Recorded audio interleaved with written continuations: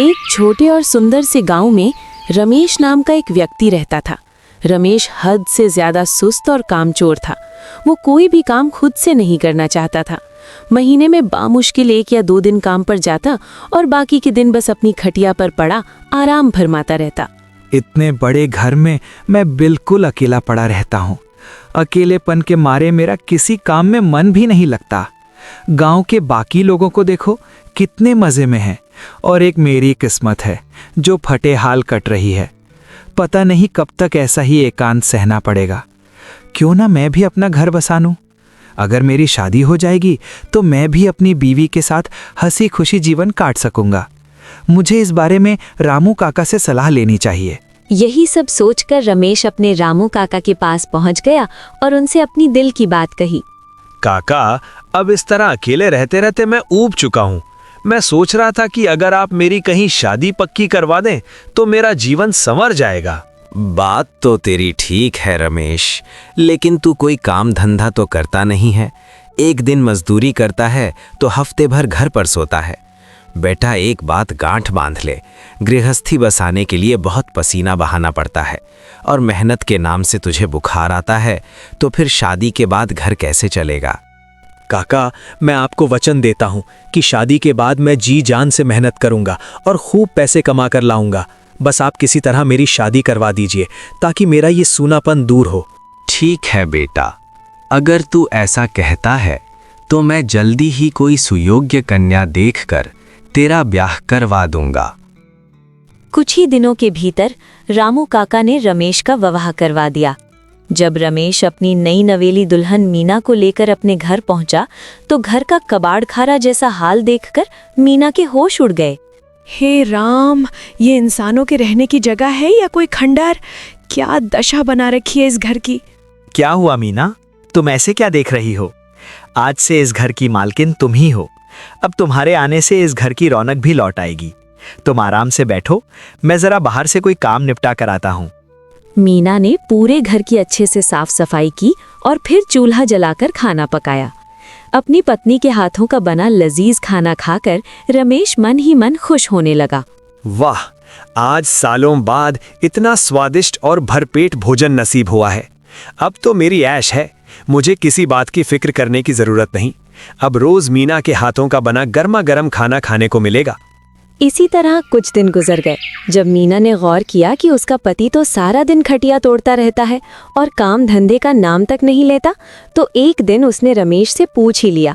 अजी, सुनते हो, आप सारा दिन बस घर में ही पड़े रहते हैं। ऐसे घर कैसे चलेगा?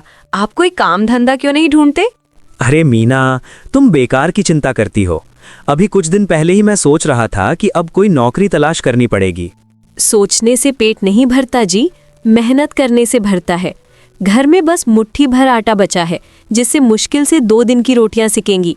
अगर आप काम पर नहीं गए तो हम दोनों के भूखे मरने की नौबत आ जाएगी। अरे मेरी भोली पत्नी, तुम परेशान मत हो। ऊपर वाले ने चोंच दी है तो दाना भी देगा। मैं अभी जाकर घर के राशन का कुछ प्रबंध करता हूँ। रमेश इतना बोलकर घर से निकल गया। उसकी बातें सुनकर मीना अपना सिर पकड़ने लगी कि उसे कैसा निठल्ला पति मिल गया है।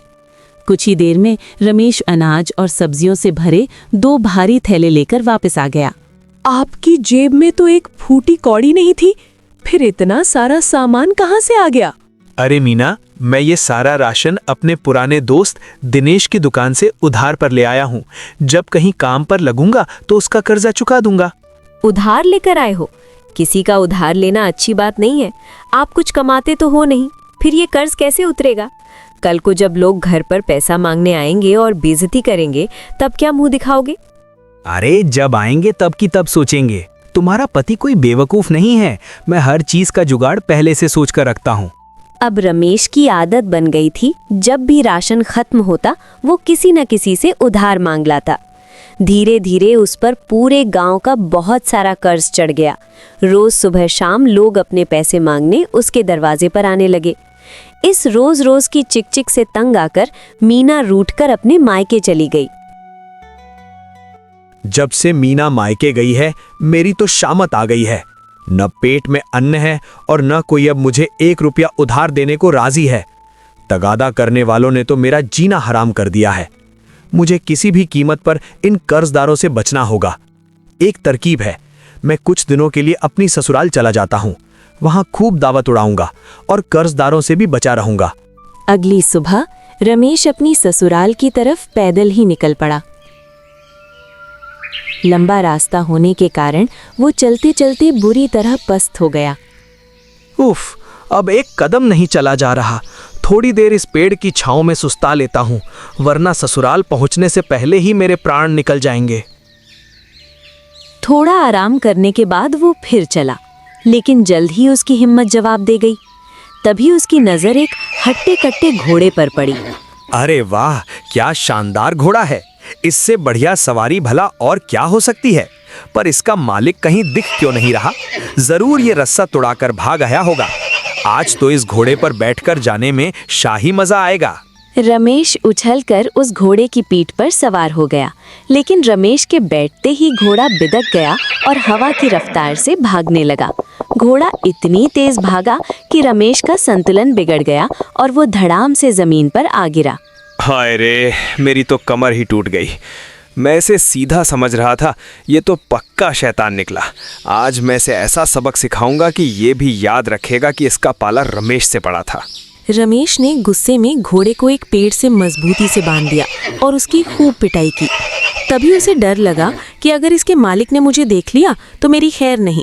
ये सोचकर रमेश उस घोड़े को उसी जंगल में पेड़ से बंधा छोड़कर अपनी ससुराल की तरफ खिसक लिया। कुछ ही देर में रमेश अपनी ससुराल पहुंच गया। उसे देखकर उसके ससुर बहुत खुश हुए। अरे दामाद जी, आइए आइए, मैं अभी मीना से आपकी ही चर्चा कर रहा था। कहिए, घर पर सब कुशल मंगल है ना?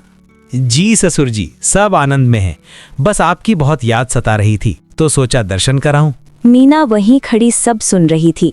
मीना पानी और कुछ मिठाइयाँ लेकर आई। अरे मीना, तुम फिर से ये मिठाई ले आई? सच कहूं तो अब मेरा मिठाई खा खा कर मन भर चुका है। अब तो मीठा देखने का भी दिल नहीं करता। मीना रसोई में चली गई। कुछ देर बाद घर के बाहर बहुत शोर शराबा होने लगा। रमेश बाहर निकला तो देखा कि गांव के लोग जमा हैं। अरे भाई, क्या हंगामा हो गया है? दामाद जी, इस बेचारे आदमी का घोड़ा कहीं खो गया है। 5 दिन से दर दर भटक रहा है, पर घोड़े का कोई सुराग नहीं मिला। कहीं ये वही घोड़ा तो नहीं जिसे मैंने जंगल में बांध दिया था? तुम घबराओ मत भाई, तुम्हारा घोड़ा जल्द ही तुम्हारे सामने होगा। जरा अपनी हथेली मेरे सामने करो। रमेश ने बहुत ही गंभीरता से उस आदमी का हाथ देखने का नाटक किया। मेरे ज्ञान के अनुसार तुम्हारे किसी दुश्मन ने तुम्हारा घोड़ा गांव के बाहर वाले जंगल में एक बड़े पेड़ से बांध रखा है। हाँ दामाद जी, आप केवल हाथ देखकर इतना सटीक कैसे बता सकते हैं? वो विद्या की बातें हैं ससुर जी। पहले आप लोग जाकर घोड़ा ले आइए, कहीं कोई उसे चुरा कर न ले जाए। वो आदमी भागता हुआ उसी जंगल में गया और चमत्कार, उसे अपना घोड़ा ठीक उसी पेड़ से बंधा मिल गया। वो खुशी खुशी घोड़ा लेकर लौटा और पूरे गांव में रमेश के नाम के कसीदे पढ़ने लगा।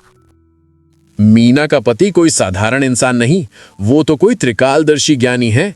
उसने बस हाथ देखा और मेरे घोड़े का सटीक पता बता दिया। यह चमत्कार देखकर पूरा गांव रमेश की जय जयकार करने लगा। मीना भी अपने पति का ये नया रूप देखकर फूली नहीं समा रही थी। लेकिन रमेश की ये झूठी विद्या उसे आगे किस बड़ी मुसीबत में डालने वाली थी, ये किसी को नहीं पता था।